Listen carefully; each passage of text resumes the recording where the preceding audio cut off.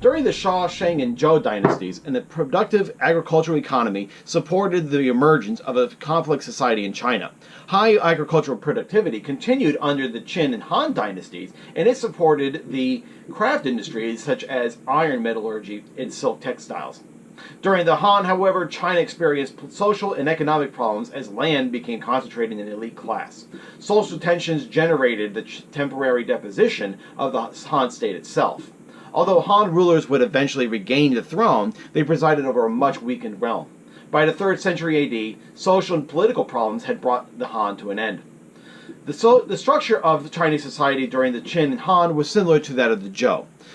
Patriarchal households averaged about 5 individuals, although several generations of aristocratic families sometimes lived together in large compounds. During the Han, moralists sought to enhance the authority of the patriarchal heads by emphasizing the importance of filial piety in the women's subordination. The anonymous Confucian classic of filial piety taught that children should obey and honor their parents as well as their superiors and political authorities. An influential treatise was Lessons for Women by Ban Zhao. Ban Zhao's father was a scholar and educator. One of her brothers was a powerful general. The other became a foremost historian of the later Han Dynasty. Ban Zhao enjoyed an advanced education and argued in Lessons for Women that education should be available for all. In spite of general prosperity, China experienced economic and social difficulties in the early Han period. The military adventures and policies of Han Wudi caused severe economic strain. Campaigns were expensive, and it drained this empire's surplus wealth.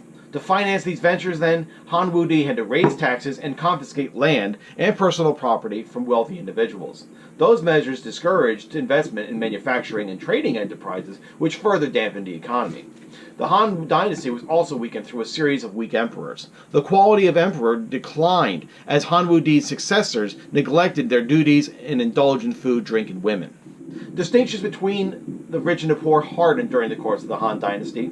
Wealthy individuals wore silk, leather shoes, and jewelry of jade and gold, while the poor wore rough hemp clothing and sandals. Tables of the wealthy included pork, fish, fowl, and wine, while the diet of the poor consisted of grain or rice, supplemented by vegetables and meat. During the 1st century BC, social and economic differences had generated serious tensions, and peasants in hard-pressed regions began to organize rebellions in order to gain a larger share of Han society's resources. By the end of the 1st century BC, land was accumulated in the hands of small numbers of individuals, while peasant cultivators led difficult lives with small prospects of improvement. Peasants became restive, and Chinese society faced growing problems of banditry and sporadic rebellion. Because the Han emperors depended on the cooperation of large landowners, they did little to nothing in terms of reforming the landowning system. Tensions came to a head during the early 1st century AD, when a minister named Wang Mang seized the throne. In 6 AD, a 2-year-old inherited the imperial throne. Because the boy was unable to govern, Wang Mang served as a regent. He was the nephew of the Empress Dowager. Many regarded Wang as more capable and urged him to take the throne.